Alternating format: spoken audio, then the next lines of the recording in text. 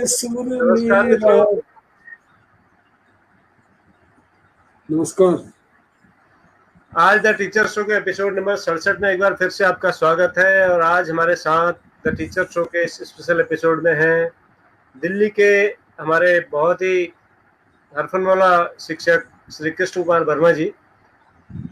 कोई काम ऐसा नहीं है जो वो नहीं कर सकते, और कोई कला ऐसी नहीं है जो उनमें नहीं है, कोई हुनर ऐसा नहीं है जिसके वो स्वामी नहीं है।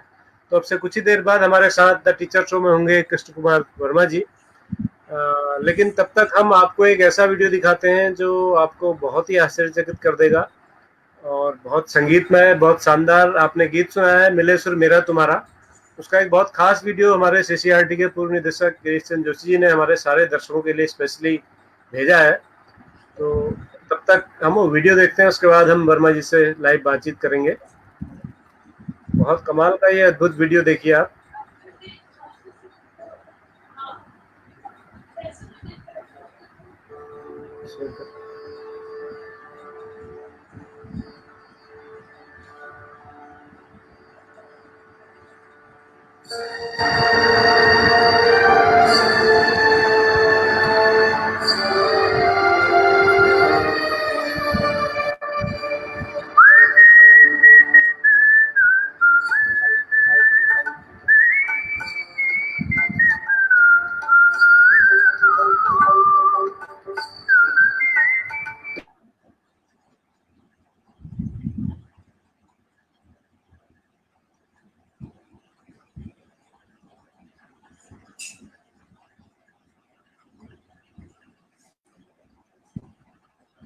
आवाज गई।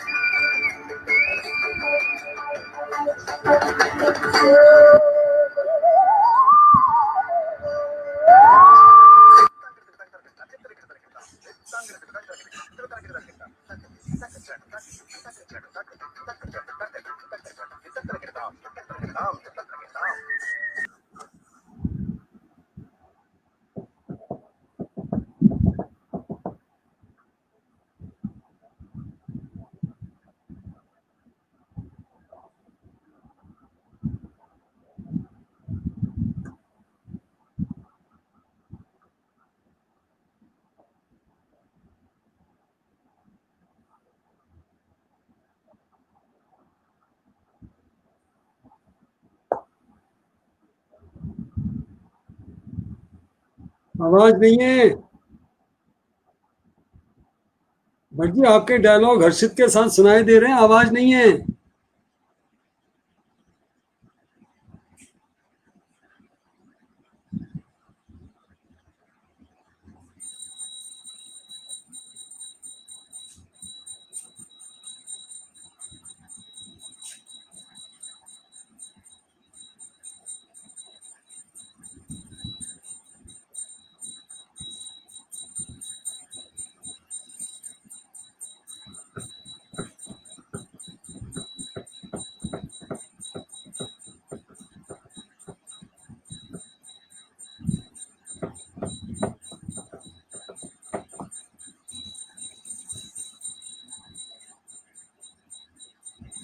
No voice,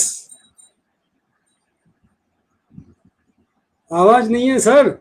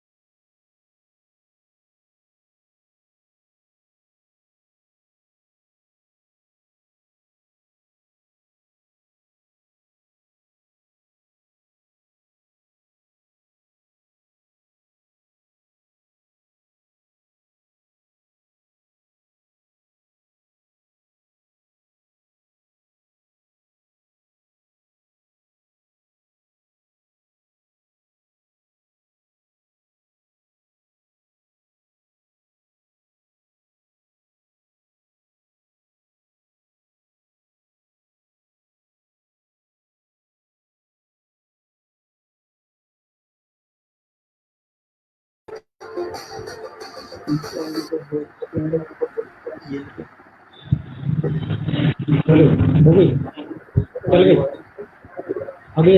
hello. नमस्कार, फिर से एक बार फिर से स्वागत है आपका आवाज हमारे नहीं आई साथ। भैया, आपकी आवाज नहीं आई। पूरा गाना आपने बगैर आवाज के चला दिया। मैंने नहीं चलाया सर, अच्छा जी।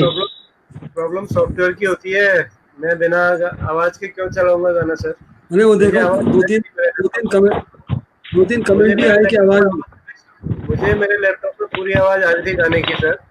वो नेटवर्क की या, दिक्कत से आवाज वहां नहीं पहुंची होगी, तो वो मेरा मेरा हाथ में नहीं है वो चीज। हाँ सर आवाज़ नहीं आ रही थी, अब आवाज़ का भी जुगाड़ कर रहा हूँ मैं। जी वर्मा जी, आप जुड़ गए, आपका स्वागत है सर। हाँ सर, धन्यवाद सर आपका। जरा आवाज़ के हाँ, क्लियर कर लें लीड लगा करके, मैंने सर ये थोड़ा तो बड़ा नजदीक आ मामला जाएगी लगा आवाज़। है। आप तो ये जोरदार तो खतरनाक आपको वाला जोड़ने लग रहे हैं। अच्छा मित्रों, इससे पहले कि वर्मा जी हमारे साथ जुड़े हैं, मैं तब तक वर्मा जी का बायोडाटा मैंने आपको शेयर भी किया था और थोड़ा सा और उनके बारे में बता देता हूँ कि वर्मा जी कोई भी काम ऐसा नहीं है कि जो वो नहीं कर पाते हैं या नहीं कर सकते हैं। और जो हमने थोड़ी देर पहले भी चर्चा की थी, तो वर्मा जी के घर में जब काम चल रहा था तिमिजले में, तो उन्होंने कैसे मोटरसाइकिल का टायर खोल के उससे जो है ईंटा, सीमेंट और ये सारी चीजें कैसे तिमिजले में पहुंचाई और फिर टायर को दोबारा मोटरसाइकिल में जोड़ दिया।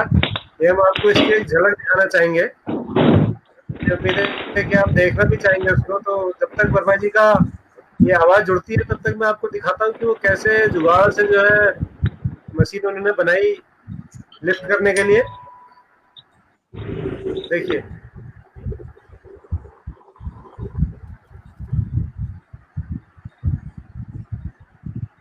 हेलो।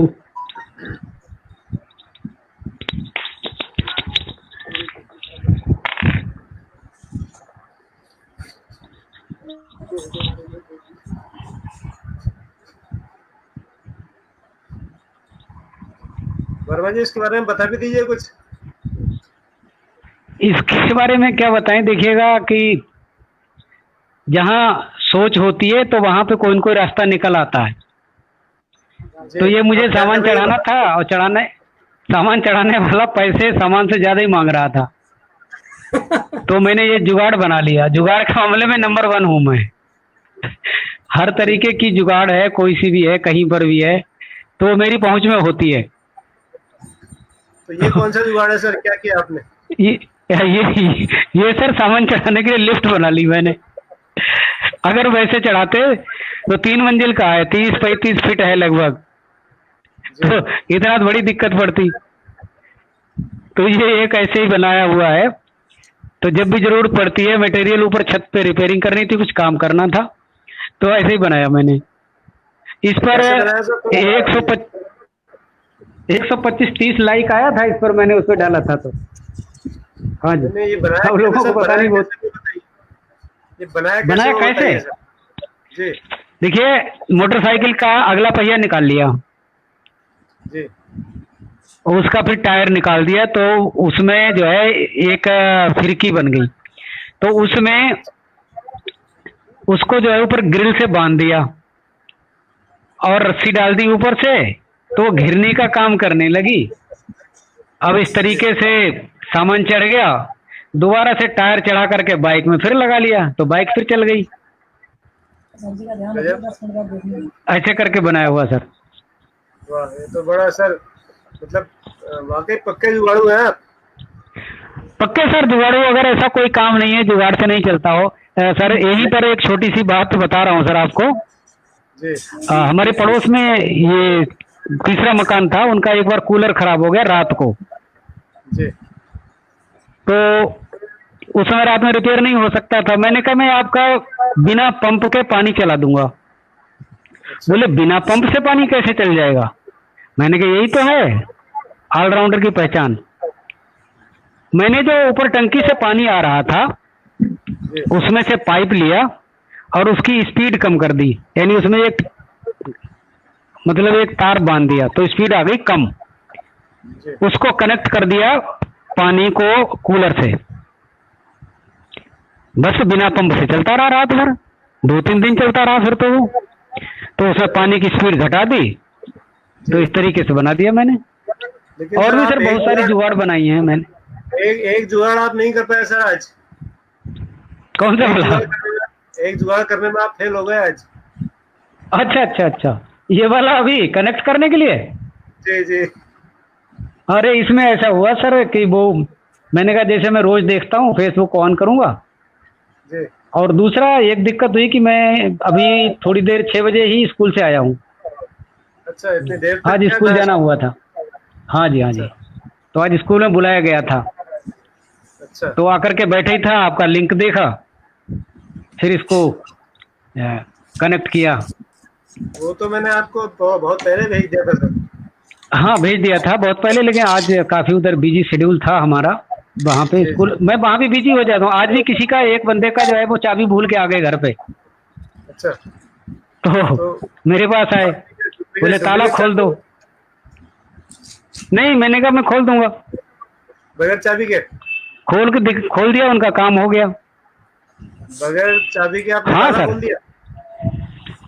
हाँ एक बार की घटना है सर, हमारे स्कूल की ही है जी कि कापियां ट्रंक में बंद थी अच्छा और नंबर चढ़ने थे उसी समय पर, जिस बंदे पे चाबी थी वो आया नहीं था, हम्म, तो उन लोगों ने कहा ताला तोड़ दो। मैंने कहा ताला नहीं तोड़ेगा और कापियां भी निकल जाएंगी। अच्छा बोले ये कैसे होगा?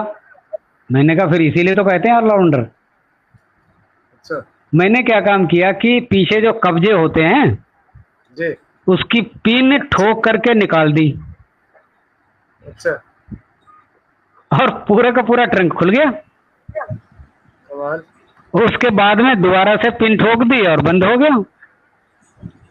बढ़िया। हाँ जी, अगर और कोई होता तो वो ताला तोड़ता, हथौड़ा मंगाता, कुछ काटता पीटता। मैंने कुछ नहीं करा, सिर्फ एक पिन निकाली पीछे कब्जे की और बस हो गया काम। अच्छा सर, तो ये मैं हर तरीके, मुझे ये लगता है हाँ कि माननीय हमारे प्रधानमंत्री जी को आपके बारे में जानकारी नहीं है, नहीं तो वो आपको आत्मनिर्भर भारत का ब्रांड एम्बेसडर जरूर बना देते। क्या बताएं, कहीं किसी अच्छे प्लेटफॉर्म पे नहीं है, जहां भी हैं वहां अच्छा काम करने का प्रयास करते हैं। किसी साथी की गाड़ी खराब हो जाए, किसी की बाइक खराब हो जाए, बहुत सारी वीडियो है हमारे पास जो हमने भेजी हैं वहाँ वर्ल्ड रिकॉर्ड में। अच्छा तो आज भी एक सज्जन थे, कह रहे मेरी बाइक आवाज कर रही है, मैंने दिखाओ। अब एक दिन क्या हुआ कि मेरे साथी एक टीचर हैं, उनकी स्कूटी शाम को 6-6:15 बजे छुट्टी होती है, तो पंचर हो गई वो। अब उस समय तो कोई नहीं मिलेगा, अच्छा उस समय तो एक ही बंदा मिल सकता है। मैंने जो है उसको, मेरे पास किट होती है गाड़ी में, किट अच्छा निकाली, पंप निकाला, चेक करी, उसमें से कील निकाली, पंचर लगा करके मैंने उसको दे दी कंप्लीट करके। जी।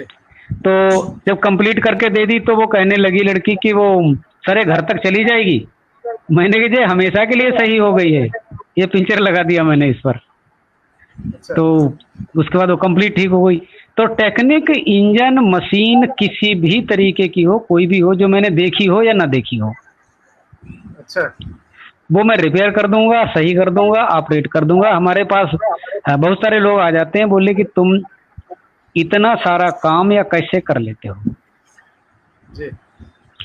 तो मैं बताता हूँ उसमें कि अगर मशीन है तो उसमें जहाँ पेचकस लगाने की जगह तो पेच खुलेगा वो।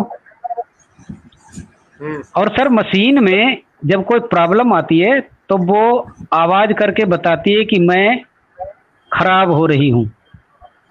अच्छा। हाँ जी। अच्छा। और वो गाड़ी चाहे आपकी गृहस्थी की हो, चाहे 4 पहिए की गाड़ी, चाहे 2 पहिए की हो, तो दोनों गाड़ियां अगर खराब होती हैं तो फिर आवाज करती हैं तेज। लेकिन थोड़ा अंतर है, अगर आपकी मशीन खराब होगी तो वो ईंधन ज्यादा खाएगी,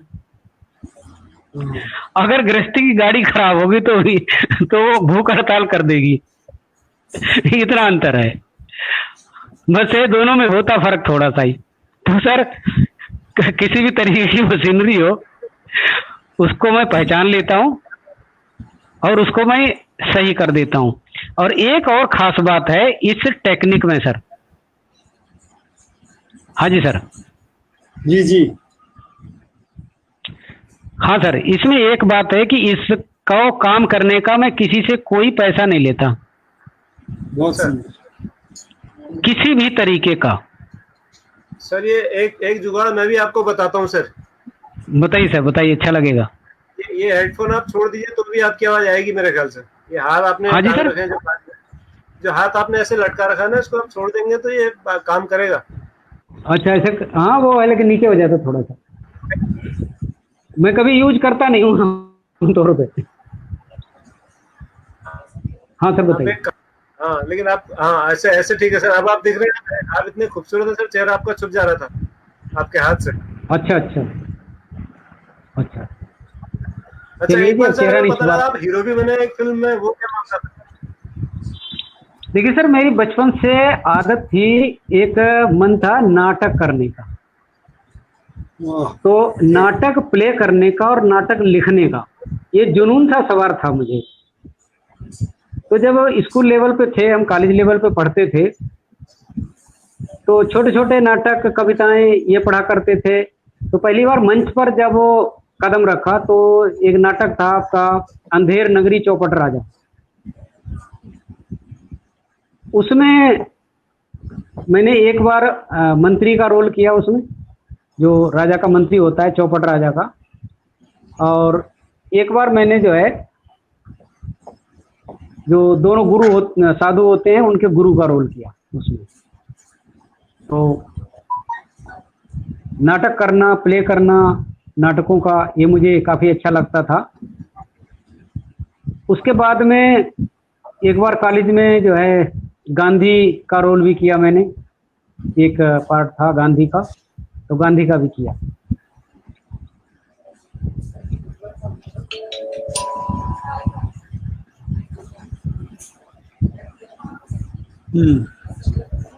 अच्छा। और हाँ सर, 1970-75 में टेक्निक नहीं थी इतनी, टीवी भी आमतौर पे नहीं हुआ करते थे, क्योंकि टीवी हमारे यहाँ हाँ। 1962 में आया है लगभग।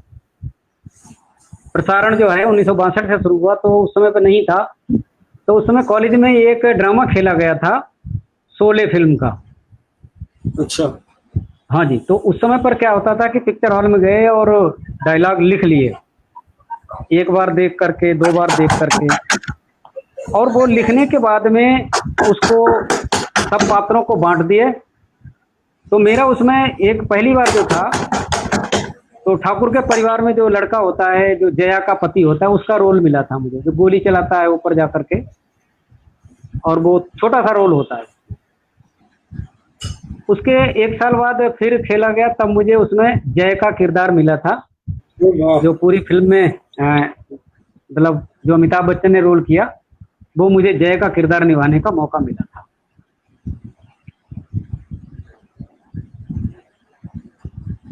बहुत अच्छे। और फिर उसके बाद ये नाटक का मेरा जो मन था ये वहीं नहीं रुका। कॉलेज लेवल से मैं यहाँ टीचिंग में आ गया। तो टीचिंग में आकर के एक मैंने प्ले किया था, वो स्वदेशी जागरण मंच करके एक संस्था थी, उस संस्था ने बुलाया था। अच्छा। उनको नाटक जो था वो पोल्यूशन पे करना था। हम्म। पोल्यूशन पे नाटक करना था। नाटक जिस साथी ने कहा था उन्होंने कहा लिखना भी आपको ही है। ओ। मैंने कहा बड़ी अच्छी बात। हाँ जी, नाटक लिख लिया मैंने भाई, संदेश नाटक। मैंने कहा आप कलाकार? बोले प्ले भी तुझे ही करना है। मैंने कहा बहुत अच्छी बात है। मैंने कहा दर्शक भी मैं अकेला तो नहीं हूँ कहीं। पता लगा दर्शक भी मैं अकेला ही रह जाऊं। तो एक पात्र और मिला उसे मुझे उसमें, और फिर वो नाटक स्टेज पे प्ले किया गया। उसमें मेरी जो थी वो गुरु की भूमिका थी उसमें। शायद आपको मैंने फोटो भेजा होगा, तो नहीं तो आपको फोटो हम दिखा देंगे, यहाँ होगा रखा हुआ। तो मैं जो है उसको किया हुआ था। एक और नाटक प्ले किया उसके बाद यहाँ टीचिंग में मैंने। तो ये नाटक प्ले करने का मेरा जो है काफ़ी जुनून था, और काफ़ी नाटक प्ले किए मैंने। एक नाटक की हमने संस्था भी बनाई थी सर। अच्छा। हाँ जी, उसमें और उस संस्था का काम था कि गांव-गांव जाकर के नाटक प्ले करना। आज़ादी के जो शहीद थे या इनके लेकर के स्वतंत्रता संग्राम सेनानियों को लेकर के हम लोग नाटक बनाते थे और लिखते थे। और उसमें एक मेला फिल्म आई थी पहले, डाकुओं की पृष्ठभूमि पर। हाँ, आई थी। उसमें मैं जो है सूरज का किरदार मैं करता था। अच्छा। उसमें दो भाई होते थे, वो बिछड़ जाते थे मेले में, एक डाकू बन जाता था, तो उसमें जो घर में रह जाता था वो मैंने किरदार किया था, और कई बार वो नाटक प्ले किया गया स्टेज पे वहाँ। तो ये था। उसके बाद जब मैं यहाँ दिल्ली आया तो मेरा मन किया कि फिल्मों की तरफ बढ़ूं। स्क्रीन टेस्ट के लिए जाना था, तो उन्होंने 3,000 रुपये मांगे थे। उस समय इतने चैनल नहीं होते थे, टीवी नहीं होते थे, तो 3,000 मतलब 1 महीने की सैलरी। तो वो मैं नहीं दे पाया, तो वो सपना वहाँ का वहीं रह गया। लेकिन सर एक फिल्म जरूर बनाई मैंने। लेकिन ये सर हमारे as a hero. Indian film industry का दुर्भाग्य है कि आप वहाँ नहीं जा पाए। अरे सर अगर मैं चला जाता तो अमिताभ को मेरे पीछे खड़ा होना पड़ता। वो जो अमिताभ का डायलॉग है, जहाँ से मैं शुरू होता हूँ, लाइन मेरे पीछे वहीं से शुरू होती है। हाँ, तो ये डायलॉग फिर इसलिए होता कि भाई अगर मैं और अमिताभ एक ही कॉलेज में होते तो सर प्रेयर में जब खड़े होते तो मेरे पीछे ही खड़ा होना पड़ता उसे। बिल्कुल सर, लेकिन तब जय बहादुरी का क्या होता? उन्हें चूज करना पड़ता क्या ढूंढूं। तो सर उसमें तो खैर नहीं जा पाया जी। एक फिल्म बनाई सर, फीचर फिल्म मैंने एज ए हीरो बनाई थी सर। हाँ जी, हाँ, ये 91 में बनाई थी मैंने। उस फिल्म में कितनी कमाई की सर? कितनी कमाई की उस फिल्म ने? अरे सर कमाई नहीं गमाई की है सर। वो फिल्म मैंने बनाई, एक ही फिल्म बनाई, उसमें हीरो मैं था, हीरोइन मेरी वाइफ थी। हाँ जी, हाँ जी सर। तो उसके बाद तो फिर मैं कमाई सारी उसमें जाने लगी। अच्छा। सारी की सारी फिर कमाई जो है वहाँ पहुँचने लगी। तो वो शादी की जो हमने बनाई थी फीचर फिल्म, तो मैं उसकी बात कर रहा हूँ। जी जी। एक आज सर विश्व फोटोग्राफी दिवस है, आप फोटोग्राफी भी करते हैं क्या? सर फोटोग्राफी भी करता हूँ। फोटोग्राफी का मुझे ये समझिएगा कि 90 में मैंने पहला कैमरा खरीदा था। अच्छा। फोटोग्राफी के लिए जी। बहुत फोटोग्राफी की उससे। उसके बाद फिर डिजिटल कैमरा खरीदा एक जी, जो साइबर शॉट। उसके बाद अभी 2 साल पहले मैंने अभी एक प्रोफेशनल कैमरा भी खरीदा हुआ है। हाँ जी। अच्छा। क्योंकि बच्चे हैं, फिल्म बनाते रहते हैं, शॉर्ट फिल्म डालते रहते हैं यूट्यूब पर, यूट्यूब पर मेरा एक इंटरव्यू भी है, अगर मेरा नाम डालेंगे तो आएगा, मल्टीटास्कर ऑलराउंडर लिख करके आएगा उसमें। वाह, हाँ जी सर। तो ये तो स्टेज और स्टेज से जुड़ी हुई कुछ बात हो गई आपके साथ में। जी। अच्छा, आपके एक मित्र है सर राजेंद्र कुमार उपाध्याय जी, राजेंद्र प्रसाद उपाध्याय जी, ये लिख रहे हैं कि आप नौटंकी विधा से भी जुड़े रहे हैं, तो हाँ जी। नौटंकी के कोई डायलॉग और गीत आप सुना सकते हैं, ऐसा कह रहे हो? अच्छा अच्छा, वो सर देखिए मेरी मेमोरी है, मेरी एक आदत है, मैं बताऊं आपको कि मेमोरी इतनी शार्प आज भी है मेरी कि मैं एक बार अगर कोई बात सुन लूं जी। या पढ़ लूं, मैं भूलता नहीं हूं। मैं सर आपको अभी भी पहली से लेकर के और मैं जब तक पढ़ा हूं अपना पूरी कहानी, पूरी कविताएं, पूरी डिटेल, पूरी मैथ साइंस जितना भी पढ़ा है वो सब स्टोर है मेरे दिमाग में, सुना सकता अच्छा, हूँ। कमाल। तो हाँ हाँ, अच्छा उस समय सर आल्हा और ढोला और नौटंकी ये सब चला करता था जी। गांव में। नौटंकी विधा तो उत्तर प्रदेश की है सर, प्रमुख है, मथुरा की और हमारे यहाँ की फेमस विधा है। तो जो नौटंकी है वो हमारे यहाँ एक फेमस नौटंकी होती थी राधा रानी की, ये बहुत अच्छा उनका नौटंकी का थिएटर था उनका, और जब वो सामान लेके चलते थे तो 8-10 ट्रक में सामान होता था उनका। देखा था मैंने वहां पर नौटंकी। तो उस समय जो नौटंकी थी, ये समझिएगा कि कितना बताऊं आपको, 70 के आसपास की बात हो, कितने साल हो, 75 मान लीजिएगा आप, 75 के आसपास। हाँ जी, उस समय की मुझे अभी भी याद है, ये समझिएगा। नौटंकी जो उस समय गाई जाती थी या जो आल्हा गाई जाती थी वो मुझे आज भी याद है। तो मुझे कविताएं, कहानी, नाटक ये सब याद है। एक और सर छोटी सी घटना बता रहा हूँ आपको। जब मैं 11वीं क्लास में पढ़ता था तो एक फिल्म देखी थी मैंने थिएटर में, उसका नाम था मेरी भाभी। बहुत पुरानी बात। हाँ जी, पुरानी पिक्चर है, उसमें शायद वो सुनील दत्त और मीना कुमारी। हाँ सुनील दत्त हैं। तो मीना उसको कुमारी। देख करके मैंने, हाँ जी, उसे देख करके मैंने रात को देखा और उसी रात में मैंने पूरे A to Z उसके डायलॉग लिख लिए, वाह। एक से लेकर के बिल्कुल कंप्लीट। और जब वो डायलॉग लिख लिए मैंने तो मैंने किसी को दिखाए। हाँ जी, एक बार देखने के बाद ही मैंने सारे लिख लिए। जब किसी को दिखाए तो उन्होंने कहा कि अरे आप अपनी पढ़ाई में ध्यान करो, इन बातों में कहाँ पड़े हो। खैर वो कलम वहीं नहीं रुकी और फिर मैंने लिखना शुरू किया और मेरा पहला लेख अमर उजाला में छपा था 84 में। ओह, हाँ सर, 34 साल पहले। जिस दिन सर दिसंबर में, जिस दिन ये 3-4 दिसंबर का शायद ये भोपाल कांड जिस दिन हुआ था, तो भोपाल कांड वाले दिन ही मेरा एक छोटा सा लेख छपा था अमर उजाला। वाह, बढ़िया सर। अभी जोशी सर कुछ पूछना चाह रहे थे आपसे, सर आप पूछिए अपना सवाल फिर आगे बढ़ते। नहीं, मैं सिर्फ कृष्ण हाँ, कुमार से बताइए। पूछना चाह रहा था कि आपकी लोकप्रियता मेरे को लग रहा है दिल्ली में बहुत है, क्योंकि दिल्ली से जो हमारे टीचर हैं वो सब आपकी विभिन्न विधाओं के बारे में कहते जा रहे हैं। कोई फोटोग्राफी की अच्छा, बात थैंक कर यू रहा है, सर। कोई एंकरिंग की बात कर रहा है, कोई गायन की बात कर रहा है, हाँ। कोई तो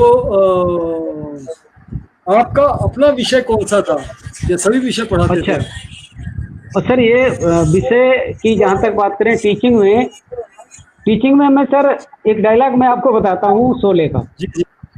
अच्छा। हाँ सर, कि वो जिसमें गाड़ी में बैठे होते हैं अमिताभ और धर्मेंद्र जी, हाँ जी। तो पूछते हैं कि वो आप कब से ये काम कर रहे हो, बोले जब से होश संभाला अपने पैरों पे खड़े हो गए। मैं सर 12th करके एक पब्लिक स्कूल में टीचिंग करने लगा था, 12वीं करके। जी जी जी। और हाँ, 12वीं करने के बाद मैं उसमें लग गया। उसके बाद वहीं से मैंने फिर ग्रेजुएशन किया, फिर वहीं से बीएड किया, वहीं से तैयारी की और वहीं से फिर मैं दिल्ली जॉब में आया, दिल्ली कॉरपोरेशन में।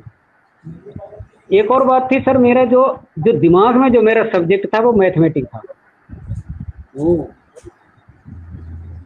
जब मैं कंपटीशन वो तैयारी वंडर करता था तो वो सर वंडर क्वेश्चन पढ़ करके और लास्ट में आंसर बताता था कि ये क्वेश्चन पढ़ा और लास्ट में आंसर, जो कंप्यूटर से फास्ट है, अभी भी है वाह, वैसे। हाँ जी। कमाल है अच्छा, सर। प्रमोशन तो हुआ सर ये मेरा सर सामाजिक विषय के लिए, सोशल अच्छा, स्टडीज के लिए मेरा प्रमोशन हुआ। लेकिन हमारे मेरा एक जो दर्शक लगाव है था सर, वो, हमारे एक दर्शक है रोशन बलूनी जी, कह रहे हैं कि आप जो है सच में ऑलराउंडर है, बहुमुखी प्रतिभा के धनी है। जैसे क्रिकेट में जैक कैलिस है साउथ अफ्रीका के, हाँ बैटिंग बॉलिंग फील्डिंग हर मामले में एक्सपर्ट, वनडे हो या T20 हो टेस्ट क्रिकेट। तो आप जो जैक है कालिस की जैक कहाँ, कैलिस हैं क्या? जैक कालिस की अपने हार्दिक पांड्या नहीं है? हाँ, जैक कैलिस का स्तर तो थोड़ा हम बाहर है अपने, सर हार्दिक पांड्या के मुकाबले। हाँ हाँ, तो अपने क्षेत्र में मैं जो हूँ जिस फील्ड में, अच्छा देखिए सर, अगर वो मान लीजिए मैं विद्यालय में हूँ।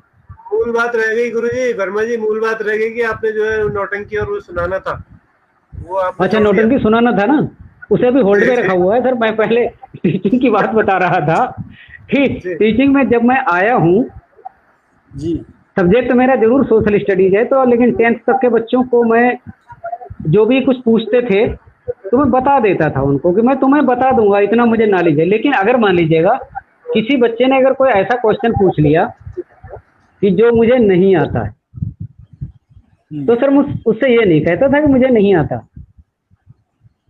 तो मेरा जवाब क्या होता था, मैं सर बता रहा हूँ आपको, इसे चाहे आप वाक्पटुता कहिए, चाहे आप कुछ भी बाईपास कुछ भी कह सकते हैं। मैं उससे कहता हूँ कि देखिए ये सवाल आपका साइंस का है, इसे मैं बता सकता हूँ, लेकिन इससे बेहतर जो बताएंगे मैं आपको उनके पास भेज देता हूँ। बता तो मैं भी दूंगा, लेकिन मैं आपको उनके पास भेज रहा हूँ कि जो मुझसे बहुत ज्यादा अच्छा बता देंगे इस सवाल को। मैं ये नहीं कह रहा बहुत मुझे नहीं सुंदर। आता, मैं साइंस का टीचर नहीं हूँ। देखिए पूछने वाला ये नहीं जानता कि आप किस चीज के टीचर हो। उसने पूछ लिया सवाल, अब कोई ऐसा सवाल पूछ लिया हिंदी में, तो मैं कह दूंगा मैं हाँ, हिंदी में तो राइटर हूँ, हिंदी में लिखता हूँ, हिंदी की सारी जानकारी है। लेकिन अगर टिपिकल सवाल है तो कहूंगा देखिए मैं उपाध्याय जी के पास आपको भेजता हूँ, वो हमसे बेहतर अच्छा, बता देंगे आप। हाँ जी, क्या बात है, ये तो एक टेक्निक का गुण, वो है ये, हाँ, हाँ टेक्निक जी, है, हाँ जी सर। तो क्वालिटी ऐसे है। ही, हाँ ऐसे ही सर आपकी अभी जो नौटंकी वाली है, उससे पहले मैं आपको एक और चीज बता रहा हूँ कि हमारे यहाँ पर एक डिग्री कॉलेज है, IPEM। सर, नौटंकी में आप ये मत तो कहिएगा, हम उन्होंने उसके मुझे पास भेजने से लेसन बहुत प्लान बेहतर के जाते हैं। जजमेंट के लिए बुलाया था। जी, तो मैं गया वहाँ, तो पूरे गाजियाबाद के जितने भी बीएड के स्टूडेंट थे उनमें से बेहतर बेहतर, यानी हर कॉलेज से 4-5 आए हुए थे और पूरा हॉल भरा हुआ था। तो मैंने कहा देखिए अगर आप सीधे सीधे कई बार सवाल का जवाब दे दोगे तो फंस जाओगे। आज का मीडिया जो है वो टीचर के पीछे बहुत पड़ा है। कहीं आपसे कहा जाएगा मैडम राष्ट्रगान सुनाओ, कहीं आपसे पूछा जाएगा कि आप इस सवाल का जवाब दो, तो उनको ऐसे बोलिएगा कि देखिए मेरा इंटरव्यू हो गया है, ठीक है, आप इंटरव्यू मेरा नहीं ले सकते हैं। अगर आपको जानकारी नहीं है, आप इसलिए पूछ रहे तो मेरे शिष्य बन जाइए, पहले एडमिशन लीजिए, शिष्य बनिए। ये भी सही ठीक है है। सर, हम ऐसे जवाब क्यों दें। फिर दूसरी बात, अगर कहते हैं कि मैडम आप राष्ट्रगान सुनाइए, तो उनसे कहिए संविधान की किस धारा में लिखा हुआ है कि टीचर या कोई भी आपको राष्ट्रगान सुनाएगा। देश की सम्मान की बात है, जब राष्ट्रगान की आवाज मेरे कान में आएगी या मैं सुनूंगी, उसके लिए मैं अपनी जगह पर सावधान की मुद्रा में खड़ा हो जाऊंगा या खड़े हो जाऊंगा। क्यों सुनाऊं बताओ। अगर आप सुनाओगे तो वो गलतियां निकालेगा, बहुत सारी चीजें हैं। तो चलिए सर, इस आप तरीके से, वो हो जाए, मुद्दे पर आते हैं सर, हाँ सर, मुद्दे अच्छा पर आते हैं नौटंकी पे। जी। हाँ सर बताइए, सुना दीजिए सर आप। नौटंकी पे। हाँ, जी जी, हम मीडिया वाले भी नहीं है सर, हम आपके स्टूडेंट भी नहीं है, हम तो छोड़ेंगे नहीं। हाँ वो मुझे मालूम है। तो आपको उस समय की विधा के बारे में बताता हूँ। नौटंकी, 2-3 नौटंकी फेमस थी, जी जिसमें एक नौटंकी लैला मजनू फेमस थी हमारे यहाँ पर, एक अमर सिंह राठौर थी, एक जी सुल्ताना डाकू नौटंकी भी फेमस थी। जी। तो आप सुल्ताना डाकू के इलाके के इसमें से हैं। मैं आपको उपाध्याय जी कह रहे हैं आप सुल्ताना डाकू के बिजनौर का था, उसका नौटंकी भी यहीं से शुरू होता था कि यूपी में बिजनौर की है पुख्ता बुनियाद, उसी जिले में एक है शहर नजीमाबाद, शहर नजीमाबाद वहाँ का है मशहूर फसाना, दिल दिलेर मानिंद शेर एक डाकू था सुल्ताना, था उसका बस काम अमीरों का था लूट खजाना, बेशक माल गरीबों को आराम सदा पहुंचाना। वाह। तो ये सर जो इसे कहते हैं चौगोला कहते हैं नौटंकी में। एक इसके नौटंकी में एक बहर तवील भी होती है। हाँ आला भी सुनने को कह रहे हैं सर उपाध्याय जी, आला सुनाने की भी फरमाइश कर रहे हैं। अच्छा तो नौटंकी तो सुन लें उपाध्याय जी से बहुत पहले। तो लैला मजनू की नौटंकी की एक बहर तवील है। जब ये दोनों मकतब में पढ़ रहे होते हैं उस समय की घटना है कि किताब देख चुकी हो तो लैला एक नजर देखो, तसल्ली दिल को हो तो लैला एक नजर देखो। तो उसका जवाब था कि किसी के कहने से मैं क्यों इधर उधर देखूं, ये तो मेरी मर्जी है मैं चाहूं जिधर देखूं। अब बहरतवील होती है कि जब से मख्तब से पढ़ कर के जाती हो तुम, मैं जुदाई में बेकल हो तड़फा करूं, याद आती रहे शक्ल भोली तेरी और मैं लैला ही लैला पुकारा करूं। तो ये सर उस समय की है, मुझे बीच में कभी किताब नहीं मिलती है, ये तभी की याद है, मेमोरी में फीड है। और बहुत सारी उपाध्याय जी के मैंने देखा सर ये हालांकि फरमाइश कर रहे थे, तो अभी उसके बीच में थोड़ा सा और आगे बढ़ते हैं। उपाध्याय जी आला भी सुनाएंगे अभी आपको, गोडवान और क्या कहते हैं उसको माढ़ो की लड़ाई सुनाएंगे, जगनिक की लड़ाई भी सुनाएंगे आपको। तो आला के बारे में भी थोड़ी सी जानकारी तो है। तो और बताइए सर। तो आला सुना दीजिए लगे हाथ सर। अच्छा लगे हाथ आला भी सुना दें। जी जी फिर आगे बढ़ेंगे। अच्छा अच्छा जी। आला जो है एक हमारे यहाँ पर जैसे कि नौटंकी के मामले में जो यहाँ पर जो है जो नौटंकी थी उनकी अपनी प्रेस थी, नाम था उनका, तो अभी बताऊंगा आपको। और आला के मामले में दो लोग थे हमारे यहाँ पर, एक थे हजारी प्रसाद द्विवेदी। तो हजारी प्रसाद द्विवेदी जी वो वाले नहीं जो हिंदी साहित्य में, लेकिन वो भी राइटर थे और उन्होंने आला की लगभग 9 किताबें लिखी थी। हाँ जी। तो उसमें एक आला की लड़ाई है जो आला और उदल के जो पिताजी होते हैं वो पहले माढ़ों की लड़ाई में मारे जाते हैं और वहाँ का जो राजा होता है वो जम्बू होता है और उसका लड़का होता है करिया। तो उससे बदला लेने के लिए जब जाते हैं वो तब की कहानी है, वो 3 खंडों में है वो।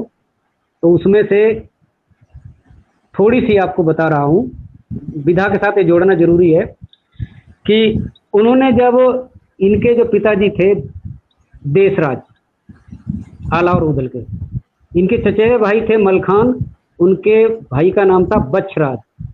इन दोनों के सिर काट करके इन्होंने वहां लटका दिए और उनका एक हाथी था, एक घोड़ा था और हथियार जो थे वो उनके जब्त कर लिए थे और जो उनकी तलवार थी उसको सरेआम उस पर रख दिया था कि जो इसे उठा लेगा चला लेगा तो वो बहुत बड़ा वीर कहलाएगा। तो वहां की कहानी कंटिन्यू करूं सर, सुनाऊं? जी जी जी। अब सर उसमें ये था कि जब ये गए थे वहां तो ये जोगी बन के गए थे आला उदल, और वहां से इन्होंने अपना घोड़ा ले लिया और आकर के जब किले के दरवाजे पे आए तो उदल ने कहा था वो खाड़ा देख करके, वो तलवार देख कर उन्होंने बोला था कि सब हथियार किला के भीतर जो क्यों बाहर दियो टंगाए। बोले इसे बाहर क्यों रखा है? तो उन्होंने कहा इसे बाहर क्यों रख रखा है? तो उसने ये इस बात को बताया कि ऐसे करके,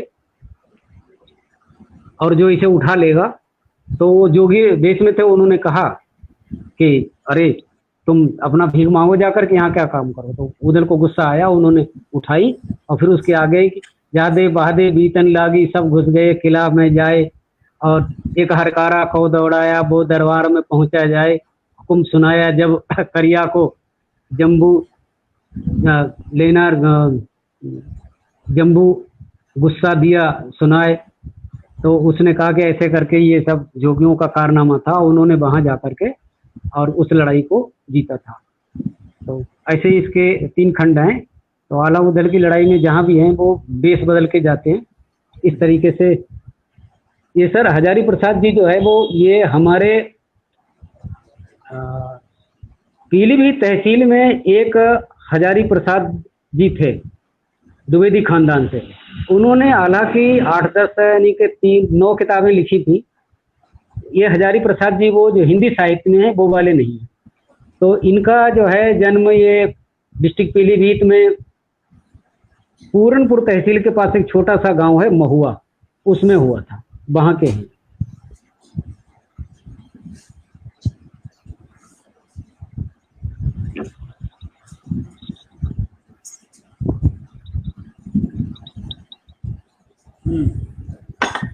हाँ जी सर।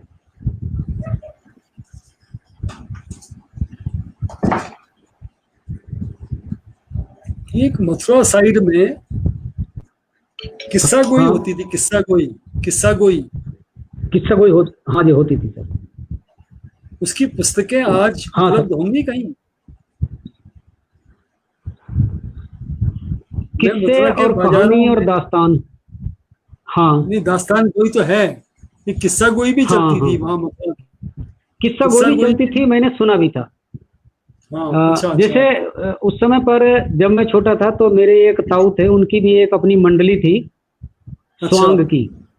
तो स्वांग को आजकल उस समय पर हम लोग पता नहीं किस दृष्टि से देखते थे, लेकिन स्वांग बहुत जो विधा थी उसका एक अपना तरीका था, बिल्कुल कि बहुरूपिया वाला। उसमें दर्शक चारों तरफ बैठते थे नुक्कड़ नाटक की तरह, जी। और वो घूम घूम करके उसको प्ले करते थे। तो स्वांग में कभी राजा का किरदार होता था, कभी भूत का होता था, कभी दानव का होता था, तो एक मजाकिया तरीके का, और उसके पीछे फिर कोई संदेश होता था बिल्कुल लोगों के लिए। जी, हाँ, तो इस तरीके से चलता। उससे पहले सर एक और सरवर नीर चलता था, एक किस्सा, वो भी किस्सा गोई था। सरवर नीर, सरवर नीर, सरवर नीर में सर वो रोज एक ही ड्रामा प्ले होता था। अच्छा। उसमें क्या था कि एक आदमी था, उसके 2 बेटे थे। तो वो 2 बेटे थे, उसकी वाइफ एक्सपायर हो जाती है, और वो नदी पार करने के लिए जब नदी पार करता है तो दोनों बेटों को जब लादता है तो वो डूबने लगता है। एक को लेता है तो दूसरा रेंग करके पानी में घुस जाता है। तो वो क्या करता है कि एक को रस्सी से नदी के किनारे किसी झाड़ी से बांध देता है, दूसरे को लेकर के जाता है तो नदी पार करा देता है। नदी जब पार करा देता है तब जब उधर से चलता है दूसरे को उठाने के लिए, तब वो दूसरा वाला रेंग करके पानी में घुसने लगता है। तब वो उसको वहां पेड़ की झाड़ी में रस्सी से बांध देता है, और फिर वो पानी में उतरता है। जब पानी नदी बीच में आता है तब उसे एक मगरमच्छ पकड़ लेता है और वो उसे गायब कर देता उसमें पानी में। तो दोनों बच्चे, एक तड़फ रहा इधर होता है, एक उधर तड़फ रहा होता है, और फिर कोई लोग, ग्रामीण लोग या कुछ लोग आते हैं तो उन दोनों को एक तरफ मिलाते हैं, तो वो रोए चले जाते हैं, बताते कुछ नहीं है। तो उन्हीं की कहानी चारों तरफ घूमती है, और लास्ट में जाकर के जैसे कि हिंदी फिल्मों में होता है तो वो उसका बाप जो है वो एक पैर उसका नहीं होता है, लेकिन वो बाद में मिल जाता है। तो ये भी एक विधा थी, ये भी चलती थी उस टाइम पर। एक और विधा थी जो आपका सुना होगा आपने, ढोला। ढोला। अच्छा, हाँ, तो ढोला की विधा थी, ये भी हमारे यहाँ पे चलती थी। ये ये ढोला कलाकार मारू कौन है से गौशाला में? ये हाँ हाँ जी सर। ये ढोला मारू से अलग थी एक ढोला।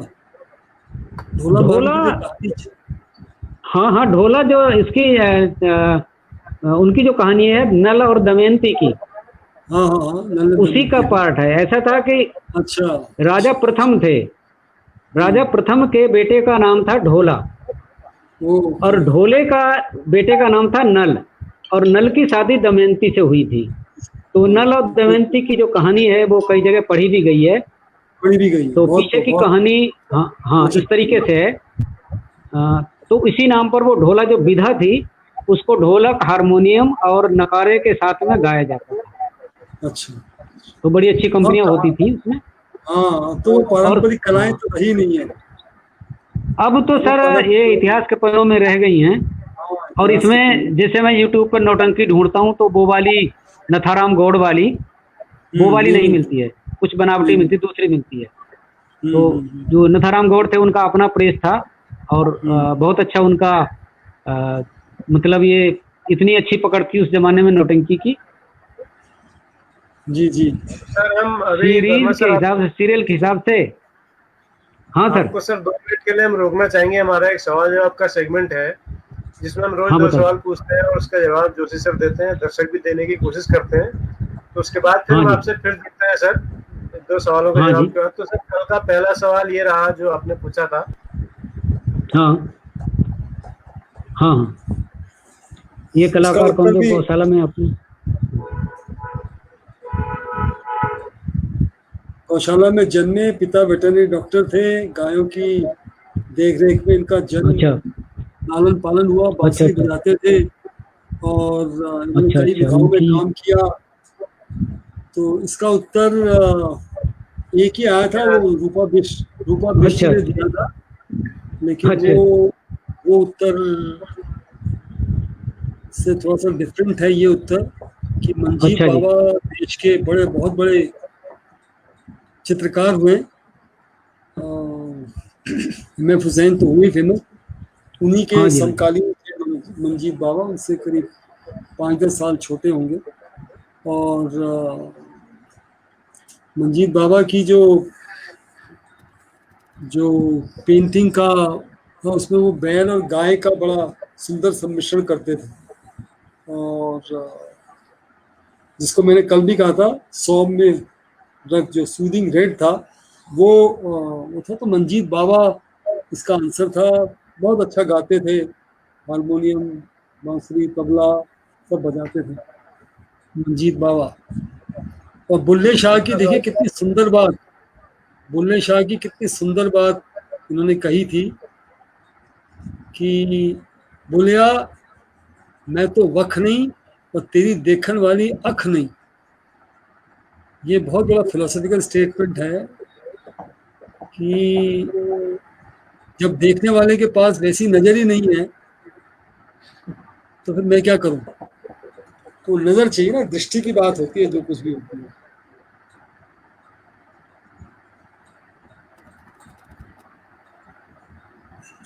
दूसरा प्रश्न भी था कि वो शहर के बारे में था। उसका उत्तर भी रूपा जी ने दिया था। लेकिन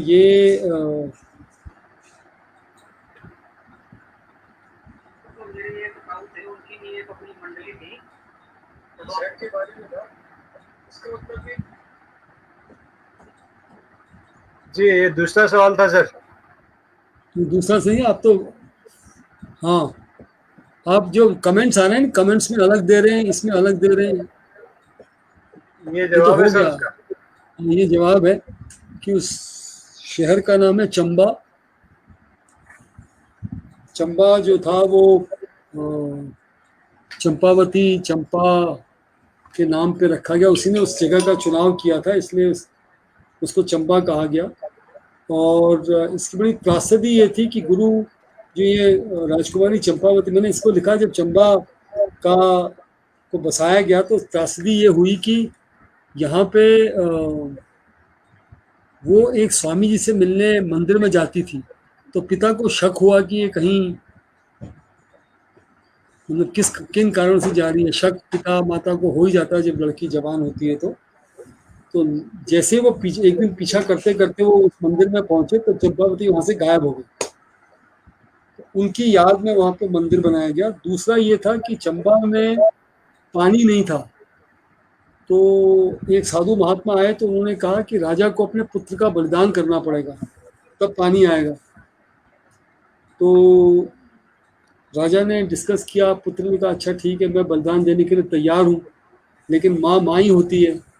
तो साहिल वर्मा जो थे, जो राजा थे, उनकी वाइफ ने, महारानी ने अपना बलिदान किया। वो सती के लिए तैयार हुई और वो उन्होंने अपना बलिदान किया और पानी आया। तो ये एक बड़ी मार्मिक कहानी चंबा टाउन के साथ जुड़ी हुई है। आज भी वहाँ पे एक बहुत बड़ा मेला लगता है जिसे मिंजर महोत्सव कहते हैं।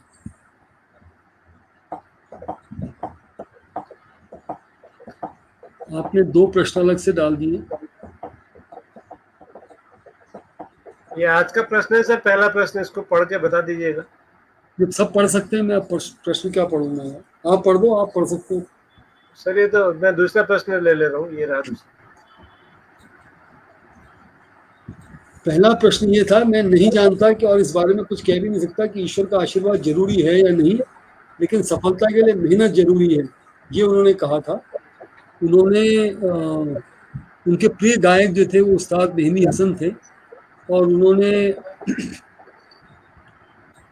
उस्ताद आमिर खान, राशिद खान, नुसरत फतेह अली खान, ये इनके प्रिय गायकों में से थे। इन्होंने टीवी के सीरियल्स में म्यूजिक भी दिया, फिल्मों में म्यूजिक दिया। और वो मैंने यहाँ लिखा नहीं, लेकिन केवल एक ही संगीतकार थे जिनके निर्देशन में गाया इन्होंने फिल्म में। बाकी तो इनके अपने गाने चलते थे फिल्मों में। और संसद में इन्होंने दोनों सदनों के माननीय सदस्य, वहाँ पार्लियामेंट के जितने सदस्य हैं, संसद सदस्य, माननीय संसद सदस्य, उनकी गरिमामय उपस्थिति में बहादुर शाह जफर की गजल गाई थी। सर ये प्रश्न इतना बड़ा हो गया कि स्क्रीन पर भी नहीं आ रहा पूरा। ये जवाब से भी बड़ा प्रश्न हो गया। छोटे छोटे आएंगे ना, तो छोटे छोटे में वो मैं तो काफी क्लू देने की कोशिश करता हूँ। लोग बाग उसको जाते हैं, फिर देखते हैं गूगल में और वो आंसर कर पाते हैं, लेकिन वो भी नहीं कर पा रहे। ये दूसरा प्रश्न है सर, इसका सेक्शन निकाल के नहीं हो जाए तो इनके, ये शायद गूगल में नहीं मिलेगा। लेकिन भट्ट जी जो बड़ी रोचक बात वो ये है कि जो इन्होंने उत्पाद किया उसको 30 आदमी, उससे पहले के उत्पादों को 30 आदमी मिलकर उठाते थे, लेकिन इनके उत्पाद को केवल 2 आदमी उठाते थे। 2 ही आदमी उठा के रख सकते थे। राष्ट्रपति भवन में भी इनके उत्पादों की एक इनके प्रमाण हैं। तो हम किन के बारे में बात कर रहे हैं? ये दिहाड़ी मजदूर भी थे और फिर पत्थर भी तोड़े और फिर और उसके बाद पूरे इंडिया में और बहुत बड़ा कंट्रीब्यूशन है। आज के न्यूज़पेपर में खबर थी, उसको लेके मैंने ये प्रोग्राम, ये क्वेश्चन बनाया है। अब मैंने इससे ज्यादा हिंट नहीं दे सकता मैं किसके बारे में बात कर रहा हूँ। चलिए ठीक सर, धन्यवाद। वर्मा जी फिर से आपका स्वागत है सर।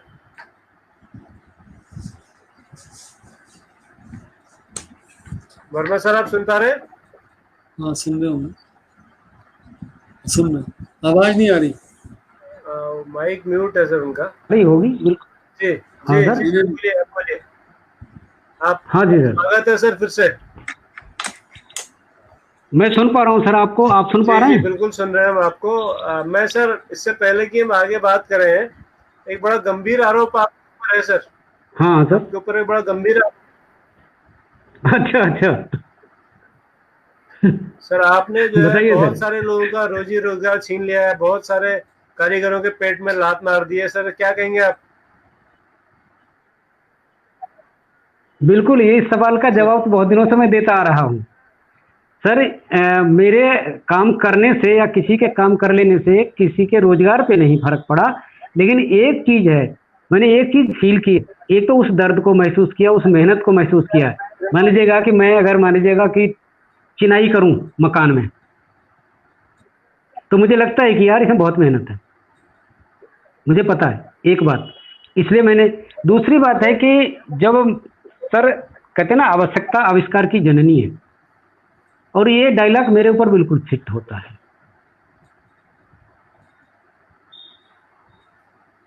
कि जरा छोटे छोटे काम के लिए आप भागते रहिएगा। आप सर आपके घर में बताइए सर, आपके घर में कितने कामों के लिए मैकेनिक आते हैं? कभी बिजली खराब हो जाती होगी, कभी पानी होता है, कभी चूल्हा खराब होता होगा, कभी आपका बाइक खराब होता होगा, कार खराब होती होगी, कभी आपका कोई भी जो प्रॉब्लम होता है, इन्वर्टर खराब होता होगा। मेरे यहाँ इन सब कामों के लिए कोई नहीं आता, और मैं किसी के घर पे भी चला जाता हूँ इन कामों के लिए। अब इसमें सर एक तो मैंने ये फील किया कि इसमें सर कितनी मेहनत है, और दूसरा ये फील किया कि इसमें कुछ नहीं है। एक बात है कि अगर आप मन में सोचोगे तो काम कर लोगे। अगर आपने मन से ही कह रहा ना, मन के माने हार है और मन के माने जीत है, तो अगर आपने मान लिया तो मेरा एक सिद्धांत है, मैंने लिख के दिया था सर आपको, आई कैन डू इट, मैं इस काम को कर सकता हूँ। इतनी विल पावर कॉन्फिडेंस है मेरे अंदर। और सर एक और चीज है, एक छोटी सी एक घटना सुना रहा हूँ कि एक आदमी जो हमारे यहाँ था, वो 100 रोटी खा लेता था। 100 रोटी? 100 रोटियां खा जाता था। हाँ ये सच्चा है कि ये फसक है?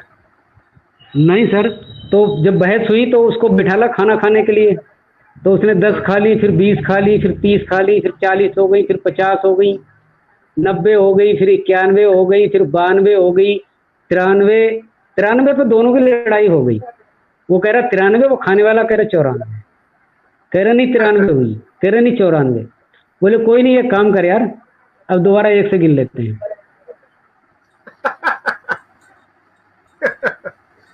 सर मैंने अपनी लाइफ में कई बार सर 1 से गिना है, कई बार 1 से गिना है। हाँ जी,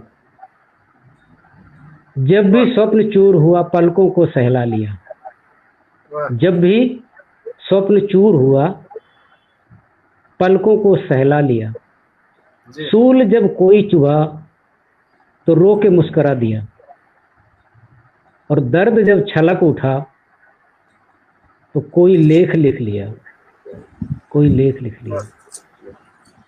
बढ़िया सर इन्हीं आपने 7 किताबें भी लिखी हैं सर, वो किस किस विषय पर? हाँ 7 किताबें छपी आपकी? 7 किताबें लिखी हैं सर, और इन 7 किताबों में से तो एक तो देखिए यही मेरे सामने पास में रखी हुई है, कहीं अनकहीं।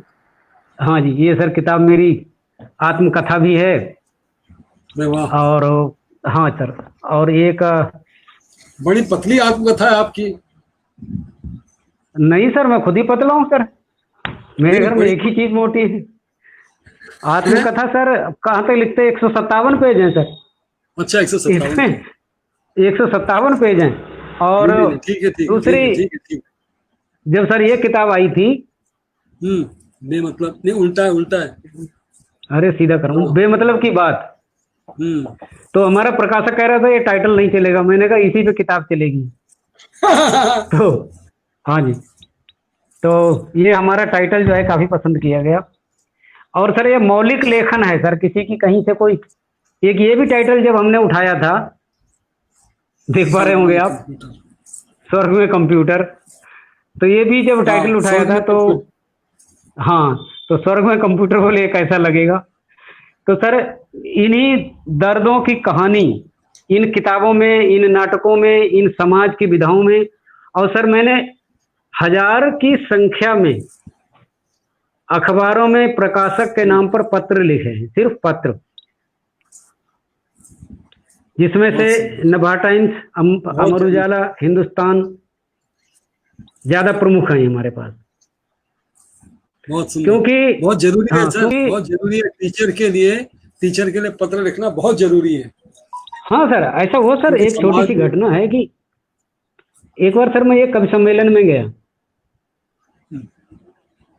तो मंच पे मैं भी बैठा था, एक और व्यक्ति बैठा था, तो मैंने उससे पूछा, मैंने कहा भैया तुम श्रोता हो?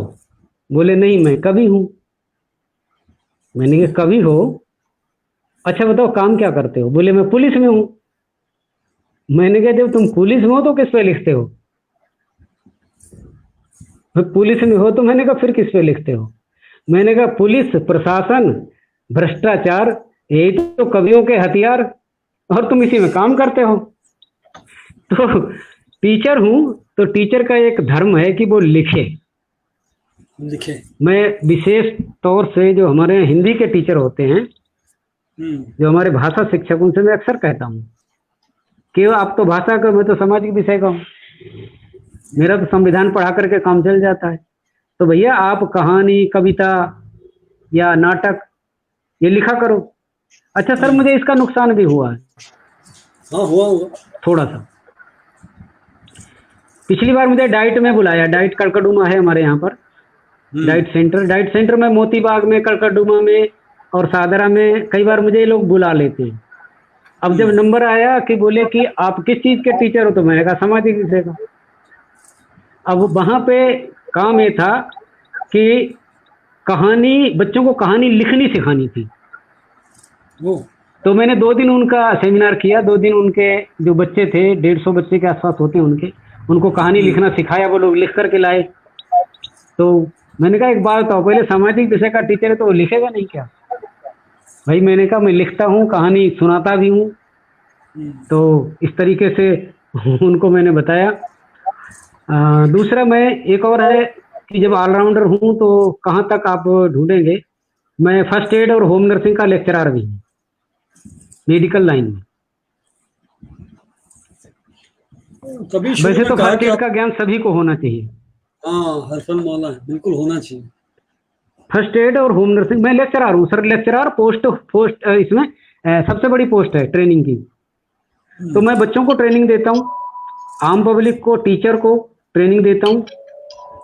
तो इसी में सर एक देखिए जो है, अगर कहते हैं कि अगर आपके पास, श्रीकांत जी, मुझे लगता है कि केवल आपको ना, यदि आपका ये मैं डेडिकेशन देख रहा हूँ, आपका समर्पण भाव देख रहा हूँ, और आपके पीछे जो है एक टीचर का तमगा भी है, एक शिक्षक प्रशिक्षक का तमगा है, आपने डाइट से भी काम किया। तो मुझे लगता है जो फर्स्ट एड है या जो के टाइम जो आर्टिफिशियल पंपिंग दी जाती है छाती में, हाँ जी ऐसी जो है ना, तो ऐसी चीजें आप दिल्ली की डिफरेंट जो रेजिडेंस एसोसिएशंस होती है ना, रेजिडेंशियल एसोसिएशन, उसमें जाकर भी वो लोग अपना कैंप बुला के, क्योंकि ये बहुत जरूरी है, देश के हर व्यक्ति को, हर कहना चाहिए, फर्स्ट व्यक्ति को मालूम होना चाहिए फर्स्ट एड और ये आर्टिफिशियल पंपिंग। इसमें सर मैं बताता हूँ आपको कि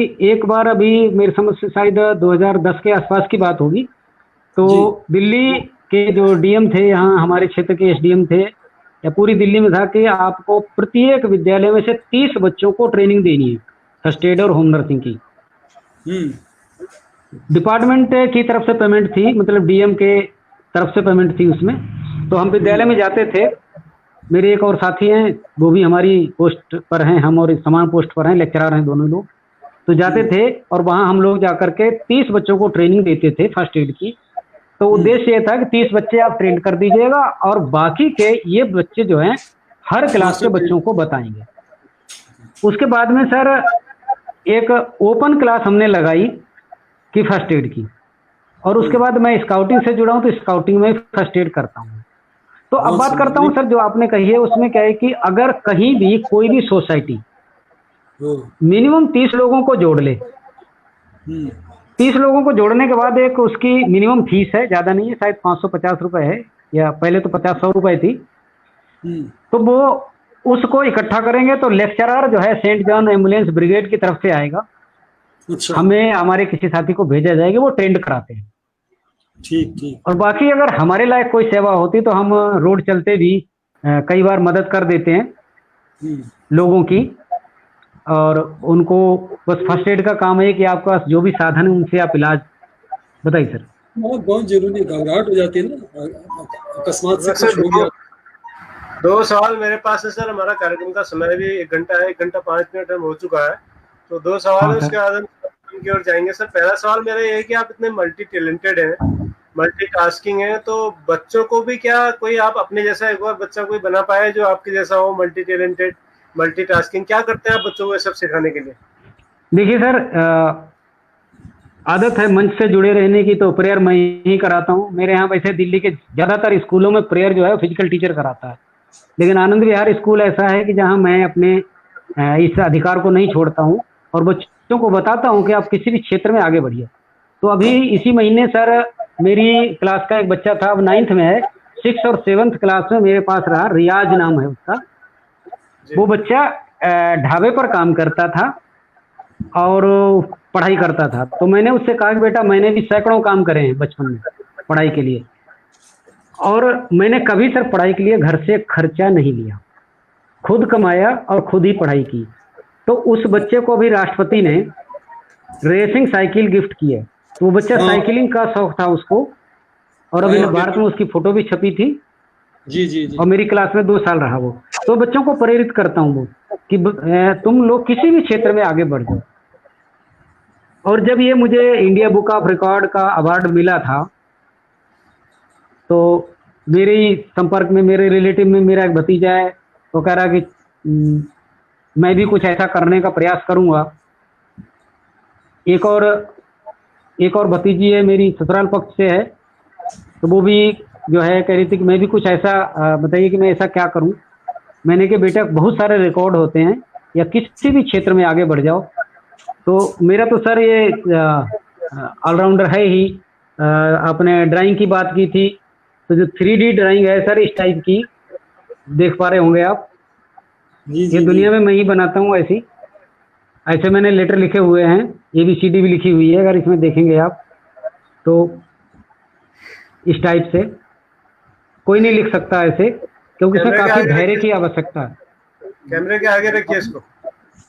लेफ्ट में लाइए, लेफ्ट में लाइए। हाँ, आ गई सर, आ गई, सामने आ गई। तो सर ये जो है, ये ऐसे हमारे पास में बहुत सारा है इसमें। और ये जो आप देखेंगे, ये लिखना ये काफी टिपिकल होता है।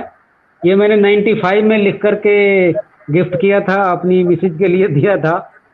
तो सर ये जो मेरे ड्राइंग का क्षेत्र है, डिसेबल बच्चों को पढ़ाने का क्षेत्र है।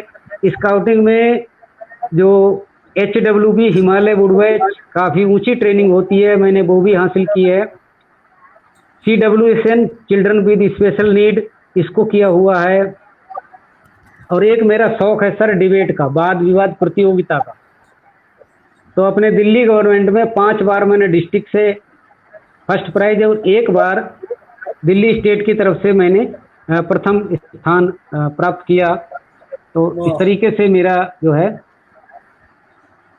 अच्छा, और दूसरा सवाल ये है, ये आप इतनी सारी विधाओं के ज्ञाता हैं, लेकिन कोई एक विधा होगी जिसमें जो आपको सबसे ज्यादा पसंद होगी, जो आपके दिल के सबसे करीब होगी, वो कौन सी विधा है सर, जिसमें आप अपने को सबसे ज्यादा अच्छा महसूस करते हैं? मैं सर उस विधा को सबसे ज्यादा अच्छा महसूस करूंगा या करता हूं कि जिसमें मैं किसी को सुख पहुंचा सकूं या किसी की मदद कर सकूं। जो सबसे अच्छा मुझे लगता है कि मैं किसी की मदद में किसी के काम आ सकूं। कि अगर मान लीजिएगा कि मैंने किसी का, अगर मान लीजिएगा कुछ भी काम किया और वो खुश हुआ है, तो उस दिन मुझे बड़ा अच्छा लगता है कि आज मैंने किसी का काम किया हुआ है, मैं किसी के काम आया। तो इसलिए कहते हैं कि गमों की आंच में आंसू उबाल कर देखो, बनेंगे रंग किसी पर भी डाल कर भी देखो, और तुम्हारे दिल की जलन भी जरूर कम होगी, किसी के पांव से कांटा निकाल कर देखो। ये काफी बड़े शायर हैं, उनकी है, तो हमें बड़ा खुशी होती है। दुष्यंत कुमार जी की है ये सर गाजियाबाद के, क्या नाम उनका, अरे कुंवर सिंह, उनकी पंक्तियां हैं। हाँ, बढ़िया सर, बढ़िया, बहुत अच्छी लाइन है। और आपकी शख्सियत, मेरी पंक्तियां, अगर आप 2 पंक्तियां सुनो तो मैं आपको सुना देता हूँ। जी, मैं कहने वाला था, आपने कविता भी आपकी सुननी है सर, एक कविता सुननी है। हाँ सर, मैं तो वैसे तो मेरे बहुत सारी कविताएं, मुझे जब भी कुछ होता है तो मैं लिख लेता हूँ। ये कुछ 4-5 पंक्तियां हैं जी। माना कि मैं पत्थर हूँ, माना कि मैं पत्थर हूँ, पर किसी का दिल न तोड़ूंगा। मगर एक शर्त है, शिल्पी तराशे अपनी हाथों से। अगर कोई शिल्पी अपने हाथों से तराशे तो उसी में बताता हूँ, वाह, ये 2 पंक्तियां सुनाऊंगा।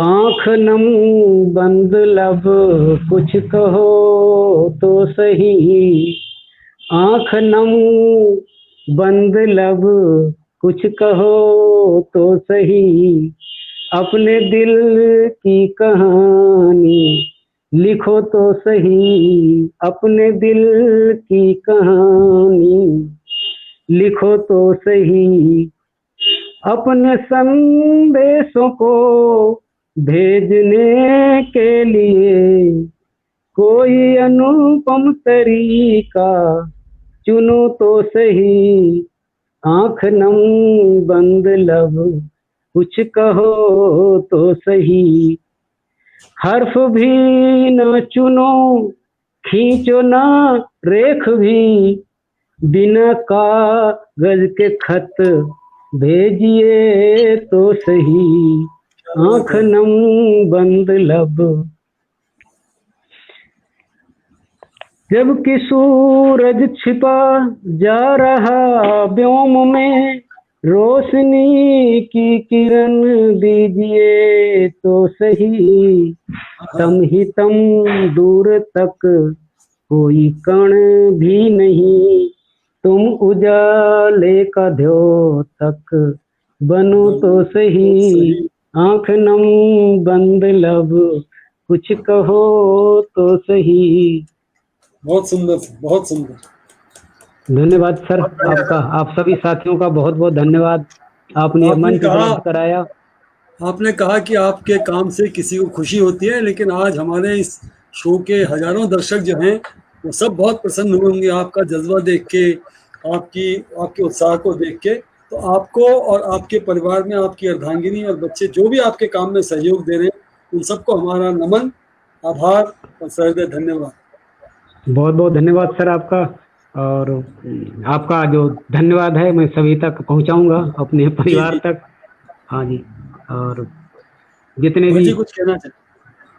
हाँ जी जगवीर नेगी जी लिख रहे हैं, सर आपका जज्बा जो है आपकी पहचान बन गई है, आपको नमन कर रहे हैं, वो हमारे एक दर्शक हैं जगवीर नेगी जी। जगवीर ने अच्छा और अच्छा जी, रजनीकांत शुक्ला जी बहुत भी बहुत बहुत कुछ प्रणाम लिख रहे आपको, हैं। नमन करता हूँ, प्रणाम करता हूँ आपको। हाँ जी सर, रजनीकांत आपको शुक्ला प्रणाम जी करता कुछ हूँ लिख कि रहे हैं, आपको लेकिन अच्छा क्या लगा। लिख रहे हैं पता नहीं चल रहा सर। हाँ जी सर। रजनीकांत शुक्ला जी जो कल हमारे शो में होंगे, वो भी कुछ हाँ जी। लिख रहे हैं, लेकिन मैं देख नहीं पा रहा हूँ क्योंकि वो रेडीमेड कमेंट होते हैं तो दिखते नहीं है मुझे। जो हाथ से लिखेंगे, अच्छा अगर वो टाइप करके लिखेंगे तो वो अच्छा। दिख पाते हैं। तो मेरा हाँ जी दर्शकों हाँ जी से हाँ जी। निवेदन है, वसीम बरेलवी साहब की लाइन में फिर दोहराता हूँ, आज कल भी मैंने कही थी कि उसूलों हाँ जी हाँ पर जी। अगर आज आए तो टकराना जरूरी है, उसूलों हाँ जी पर हाँ जी, बिल्कुल सही सर। आज आए तो टकराना जरूरी है, जो जिंदा हो तो फिर जिंदा नजर आना जरूरी है। बिल्कुल सर। ये आप ये ही सर के मैं शहर भी के बरेली शायर से। हैं, हाँ मेरे वसीम शहर है बरेलवी। बरेली, शहर मेरा ही है। जी जी, सारी बरेली एजुकेशन के ही वहीं से है शायर है, मेरी। बहुत अच्छा, अजीम शायर है। तो मैं चाहता हूँ कि जो है, अगर आप जिंदा है तो कुछ कमेंट लिखिए, हमें उत्साहित कीजिए। अब रजनीकांत जी ने लिखा है कि बहुत सुंदर। अच्छा सर, लेकिन इन्होंने बड़ा छोटा सा लिख दिया है, बहुत सुंदर। ये बहुत हाँ सुंदर लिखते नहीं है आमतौर पे। ये लिखते ये नहीं, सर ऐसा एक शख्स है जो मेरी कमियां निकालता है। बहुत हाँ जी अच्छी सर। बात, सच्चा सच्चा और दोस्त है सर। हाँ जी, हाँ जी, और अच्छा दोस्त मेरा इसलिए है क्योंकि इनकी दोस्ती से मुझे पता लगता है कि यार मेरे में अभी कमी है, तराशने की आवश्यकता है। और सच्चा सर एक दोस्त, चीज है सच्चा। कि हाँ, हाँ जी, तो जब मैं कोई काम करता हूँ, मेरा बेटा सर ग्राफिक डिजाइनर है, आर्टिस्ट है बहुत बड़ा। उसके बहुत सारे ऐड बने हुए और बहुत सारे काम उसके नेशनल और इंटरनेशनल है। जब मैं किसी काम को करता हूँ वो कह देता है कि हाँ पापा जी ठीक है, तब मुझे लगता है कि परफेक्ट हो गया हूँ। क्या बात, बहुत बारीकी से काम करता है। तो ऐसे रजनीकांत जी हैं, हमारी कमियों को बताते रहते हैं और मैं उनको दूर करने का प्रयास करता रहता हूँ। और एक और बात है, कोई वो कल कहेंगे, उससे पहले मैं आज कह दूं आपको कि ये जी हम सर दोनों जो है ना, वो मैं कृष्ण हूँ वो शुक्ल हैं। हाय हाय, क्या बात है। अब कृष्ण पक्ष बहुत और शुक्ल सुंदर। पक्ष, कृष्ण पक्ष और शुक्ल पक्ष को मिला लीजिएगा तो एक बन जाता है क्या? महीना? 1 महीना बन जाता है सर। जी। और 1 महीना जब बन जाता है तो उसमें क्या होता है कि तुलसीदास जी ने अपने दोहे में लिखा है कि सम प्रकाश तम पाख दुई, यानी दोनों पखवाड़े में प्रकाश बराबर है। सम प्रकाश तम पाख दुई, नाम भेद विधि कीन, ठीक। शशि शोषक पोषक समुझ, जग जस अपजस दीन। तो एक पक्ष में, दोनों पक्षों में प्रकाश यानी उजाला बराबर होता है, कृष्ण पक्ष और शुक्ल पक्ष में। इसमें शाम को प्रकाश मिलता है और कृष्ण पक्ष में सुबह को मिलता है। तो ऐसे कृष्ण और शुक्ल मिलकर के 1 महीना और 1 महीना बनकर साल, और यूं सालों साल से हमारी ये जो दोस्ती है एक दूसरे के पूरक और संपूरक हम लोग चले आ रहे हैं। वाह, इनमें से बहुत सारे जो, हाँ जी अच्छी भूमिका बांधी आपने कल के प्रोग्राम के लिए। अच्छा, धन्यवाद सर। कल शाम ठीक 7 बजे हमारे साथ रहेंगे श्री रजनीकांत शुक्ला जी, जिनकी तारीफ में कसीदे पढ़े जा रहे हैं कृष्ण कुमार वर्मा जी, उनके मित्र। और ये कृष्ण वो तारीफ के लायक हैं सर। ये कृष्ण पक्ष है तो वो शुक्ल पक्ष है, कल रोशनी रोशनी रहेगी। आज भी काफी स्काउट रोशनी में थी। सर HWB जो है वो मेरा उन्हीं की देन है, उन्होंने ही मुझे शुरुआत कराई थी स्काउट में, और फर्स्ट एड में भी सर उन्हीं की देन है कि मैं लेक्चरर तक पहुंचा। क्या बात। और जो आपका NSS का है उसमें भी उन्हीं की देन है, बहुत सारे हैं सर। जानना चाह रहा था, ये लेक्चरर और लेक्चरर अलग अलग शब्द है कि एक ही शब्द है सर? लेक्चरर और लेक्चरर ये सर एक सा ही है, शब्द में तो कोई अंतर नहीं है, काम एक सा ही है। और ये कल बता देंगे जो हमारे लेक्चरर हिंदी के प्रख्यात विद्वान आएंगे, लेक्चरर और लेक्चरर एक ही शब्द है। जिसे प्रवक्ता हम कहते हैं हिंदी में, वही शब्द है? वही शब्द है सर, लेक्चरर प्रवक्ता। या मैं थोड़ा कंफ्यूजन में था कि लेक्चरर और लेक्चरर तो अलग अलग शब्द तो नहीं है। नहीं सर, मुझे तो एक ही लग रहा है, क्योंकि मैं अपने आप को लेक्चरर भी कहता हूँ, लेक्चरर भी कहता हूँ। और जैसे कि अब जैसे कि किसी को 2 पद होंगे तो एक ही है सर, कोई दिक्कत नहीं उसमें, एक से ही काम चल जाएगा। हाँ, एक ही है सर। ठीक है। और थैंक यू सर। तो सर आप अंतिम कोई बात कहना चाहते हैं तो फिर हम विदा लेते हैं। कोई संदेश आप अंतिम देना चाहते हैं हमारे दर्शकों को तो फिर हम विदा लेते हैं सर। हाँ सर, कोई व्यक्ति कुछ भी जो भी काम करता है, लिखता है, उसके लिए 2 पंक्तियां हैं कि लिखने वाला लिख देता है जाने किस अंदाज से। कई बार लोग कहते हैं कि यार इसमें तो कुछ नहीं, तो लिखने वाला लिख देता है जाने किस अंदाज से, और समझने वाला तब समझेगा समझे उस अंदाज से। और क्या लिखा है, क्यों लिखा है, लिखा किन हालात में, समझने वाला तब समझेगा समझा उस अंदाज से, समझे। तू कहता कागज की लेखी, मैं कहता हूँ आँखिन देखी। हाँ सर, कबीर। तो बहुत बहुत धन्यवाद सर आपका आज के टीचर शो में आने के लिए, और आपके ऑलराउंडर प्रतिभा, किसी ने कहा जैस्ट कॉलेज, किसी ने कहा पांड्या, किसी को लगता होगा कपिल देव, किसी को लगता होगा कुछ और। तो आप में सबका मिश्रण है, और ये इतना मल्टी टैलेंटेड होना सर, ये बहुत ही मतलब लगभग असंभव सी बात है जो आप में संभव दिखती है। और ये ऐसा कोई टीचर नहीं हो सकता है सर जो इतना मल्टी टैलेंटेड हो सकता है। तो मैं फिर से जैसे को लगेगा आपको आत्मनिर्भर भारत का ब्रांड एम्बेसडर बना देंगे वो। अभी भी सर अगर आप गूगल पे मतलब उसमें गूगल पे आप लिखेंगे ए रिसोर्सफुल मल्टीटास्कर, तो पूरे वर्ल्ड में दुनिया में एक ही नाम आएगा। वाह। हाँ, आप अगर लिखेगा गूगल पे, आप लिख दीजिएगा ए रिसोर्सफुल मल्टीटास्कर या कृष्ण कुमार वर्मा ऑलराउंडर लिख दीजिएगा गूगल पे, तो सिर्फ दुनिया में एक ही नाम आएगा, वो इसी बंदे का जो आपके सामने है, एक ही नाम आएगा। मैं इस शो के माध्यम से राजेंद्र प्रसाद उपाध्याय जी का भी धन्यवाद ज्ञापन करना चाहूंगा कि उनकी वजह से आप दोनों से हमारा परिचय हुआ। रजनीकांत मेरे को जानते थे लेकिन थोड़ा सहमे हुए थे मुझसे, मैं सहमा हुआ था। और आप दोनों जो हैं कृष्ण शुक्ल, राजेंद्र प्रसाद उपाध्याय जी के माध्यम से मैं आए, तो उनका भी हमारा धन्यवाद। उनका भी सर बहुत सारा आभार। जब भी मैं अपने यहाँ कुछ एनुअल डे का या कोई कल्चरल प्रोग्राम कराता हूँ तो बोल देता हूँ कि पर्दे के पीछे वालों का बहुत बड़ा धन्यवाद।